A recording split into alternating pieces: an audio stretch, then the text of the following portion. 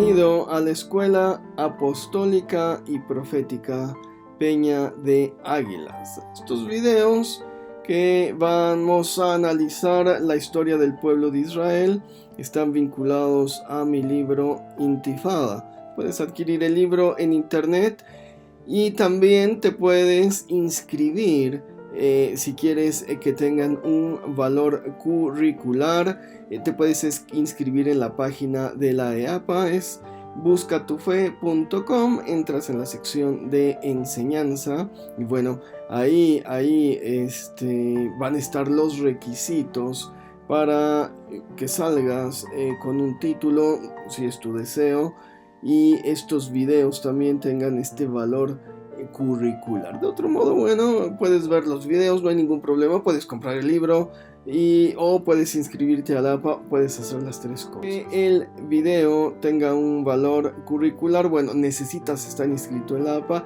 necesitas comprar mi libro en amazon.com, con un solo clic te lo envían a tu casa, y también necesitas entregar un resumen de cada video, unas cuantas cuartillas, como se te dará instrucciones cuando estés inscrito en la EAPA. De otro modo, bueno, eres bienvenido a ver el video, a comprar el libro si lo deseas. La parte 2 del capítulo 5, que he titulado Roma, del libro Intifada. Este libro que puedes adquirir en Amazon, en internet, te lo envían a cualquier parte de tu domicilio. Marcos 7:8 dice: porque dejando el mandamiento del Señor, os aferráis a la tradición de los hombres. Durante el periodo histórico conocido como el Segundo Templo o del Segundo Templo, van a aparecer en Israel diferentes actores sociales. Vamos a tener herodianos, saduceos, fariseos, esenios, celotes y cristianos, y bueno, todos ellos van a conformar sectas con una visión muy específica acerca del judaísmo.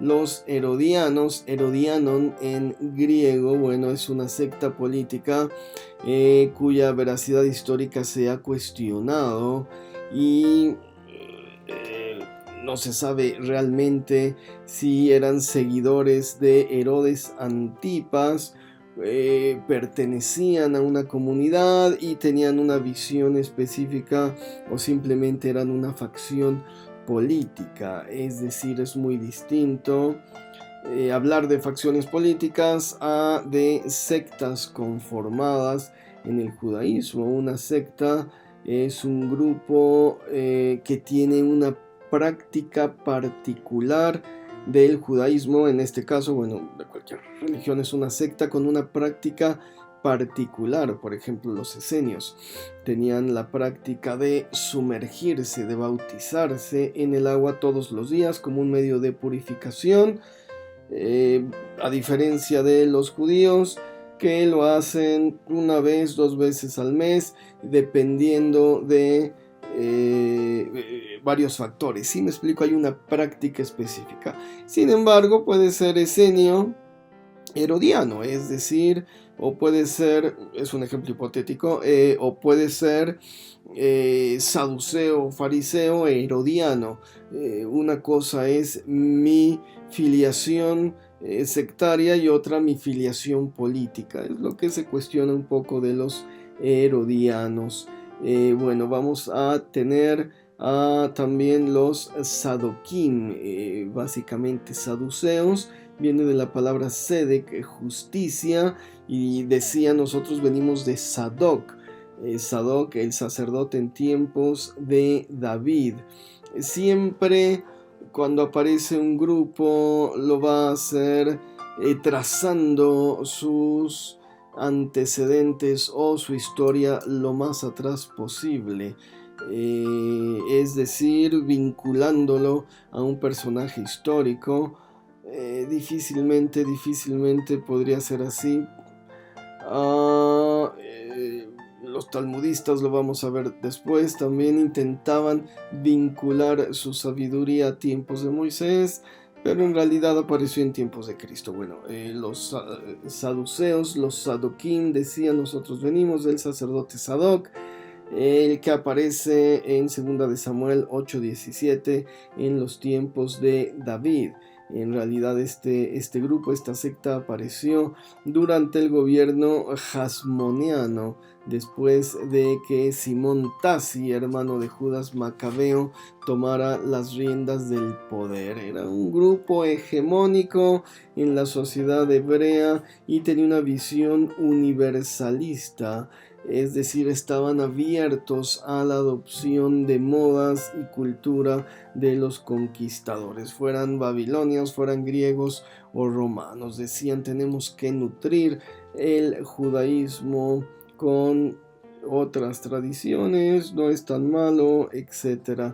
Vamos a tener otro grupo llamado Perushim, del hebreo parash. Parash básicamente significa separar, se latinizó, se tradujo como fariseos, y estos, por lo mismo, parash, separar, perusim, decían: no, nosotros somos separatistas, queremos que el judaísmo esté libre de cualquier influencia externa, y también atribuían sus antecedentes o sus orígenes a la cautividad en Babilonia. Decían ser continuadores de los Hasidim.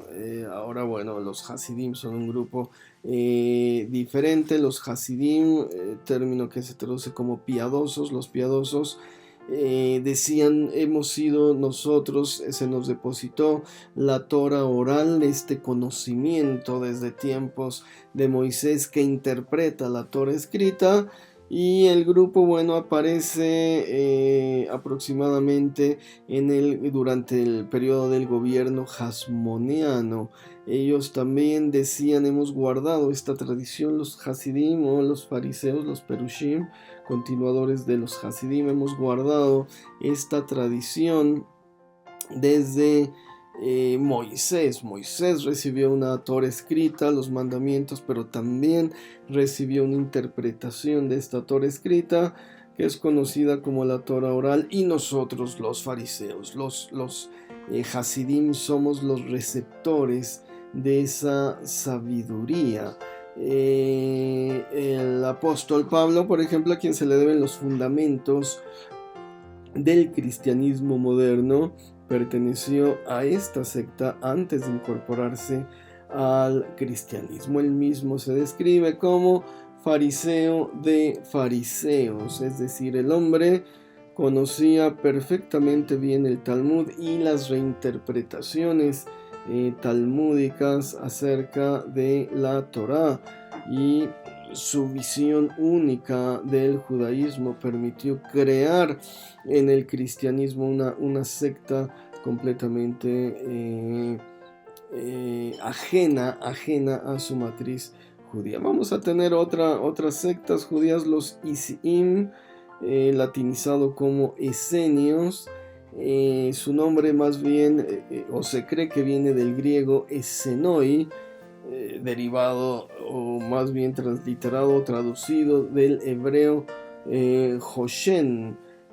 Hoshen era el pectoral que usaba el sumo sacerdote para dar suertes oraculares. Entonces, bueno, como se tradujo Hoshen a Isiín, se tomó el hebreo, se pasó al griego y del griego se latinizó esenios.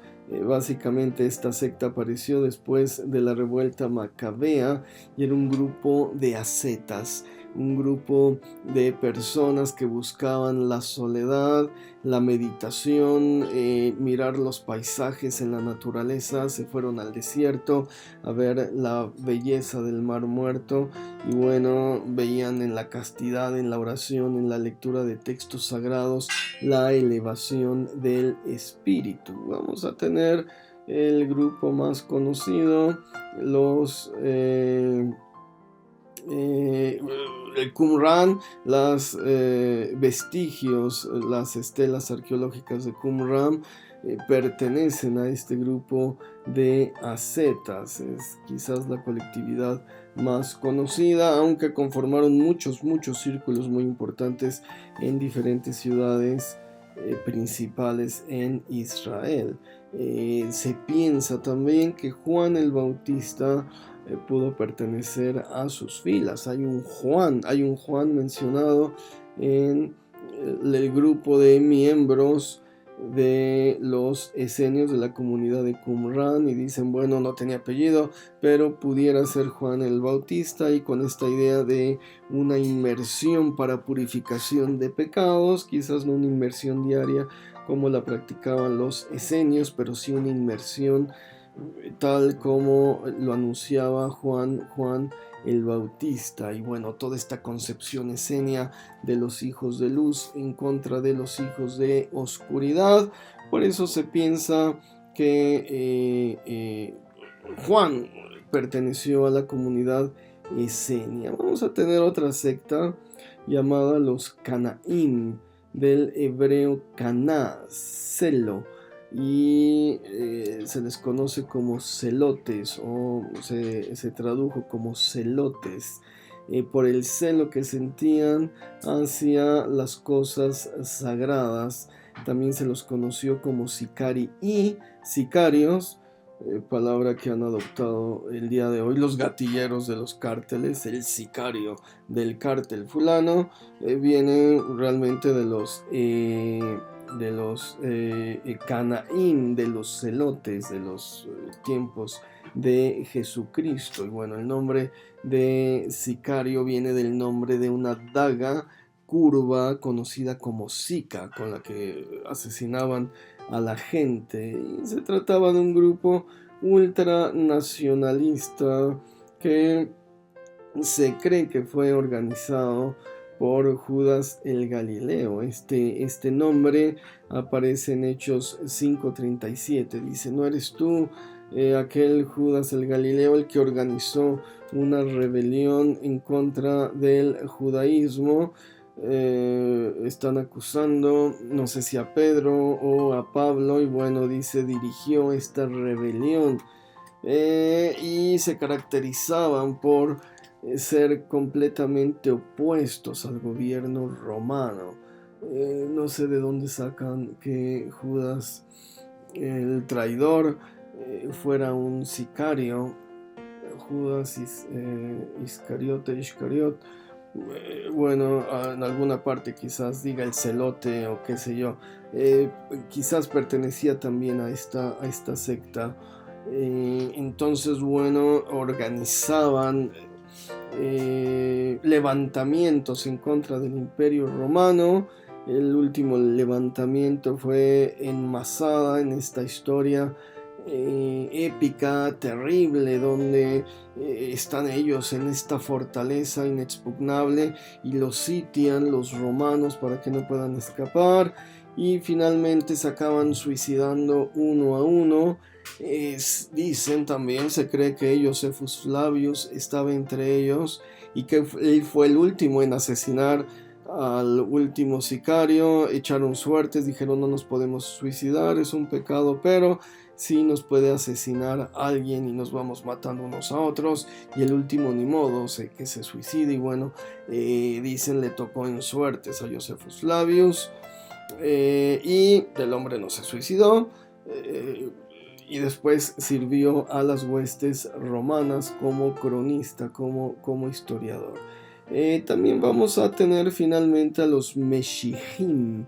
Meshijim es el término literal que se traduce como ungidos, y en su latinización griega se diría cristianos, ¿no? Es decir, los cristianos. En realidad serían Meshijim, los ungidos, los mesiánicos.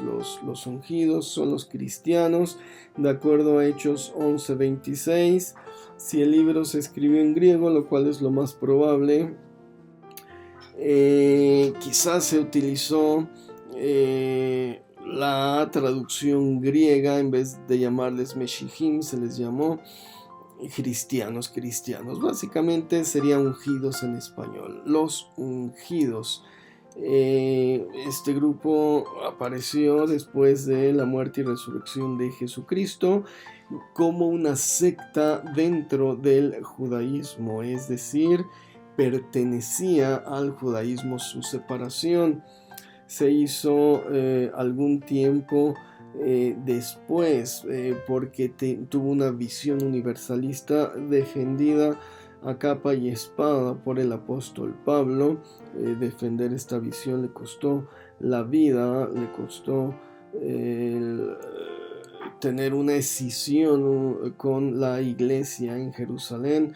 Y bueno, finalmente es una doctrina muy similar a la de la escuela de Hillel. La escuela de Hillel era un grupo de rabinos humanistas que proclamaban el acercamiento del reino de los cielos por medio del enviado del Señor, y este enviado también era su hijo unigénito. Es decir, hay muchas similitudes entre la escuela de Hillel y la escuela de Jesucristo. Entonces, bueno, Jesucristo proclamaría la resurrección de los muertos, que vimos con anterioridad era una idea griega que es integrada al judaísmo, el juicio personal de cada ser humano conforme a los parámetros de la gracia. La gracia es un regalo inmerecido que recibimos por medio del sacrificio sustituto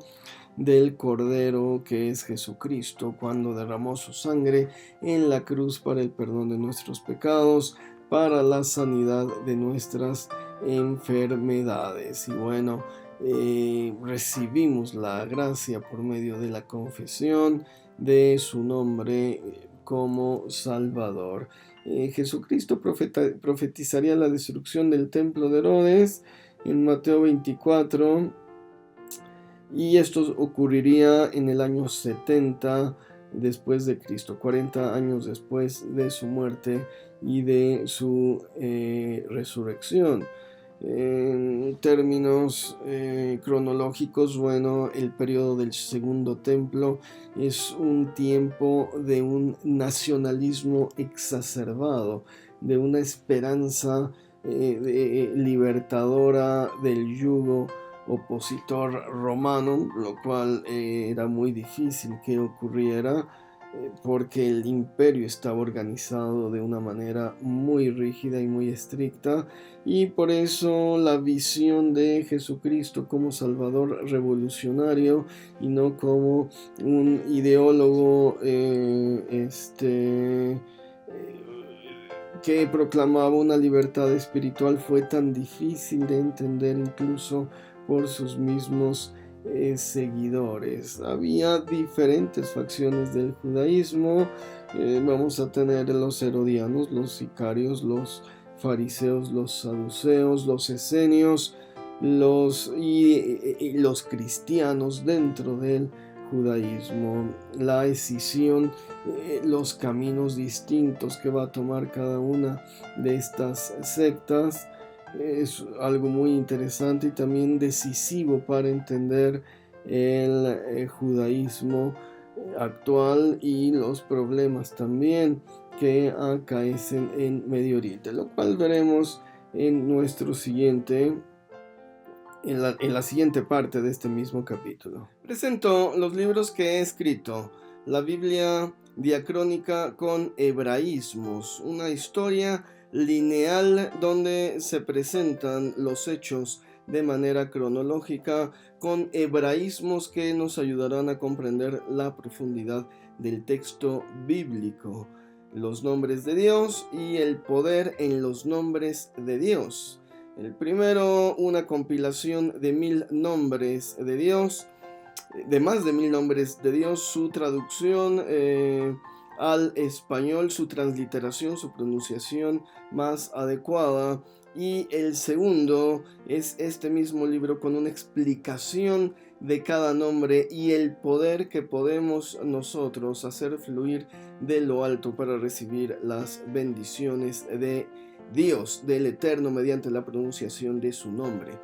interpretaciones bíblicas sefardíes, son interpretaciones bíblicas de la comunidad judía que vivió en España entre los siglos XII al XVI, y finalmente toda la serie de mis libros sobre el Talmud.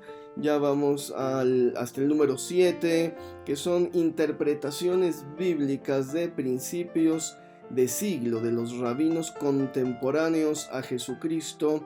Todo esto visto a la luz del Nuevo Testamento para entender nuestro cristianismo desde una matriz judía. Todos los libros los puedes adquirir en Amazon, en Editorial AMI aquí en México, en Amazon de manera internacional. Los envían a cualquier parte del mundo directamente a tu casa. Espero que estos textos sean de beneficio para tu crecimiento espiritual, académico, para que dejen algo, un legado en tu vida. Aquí están, te los presento.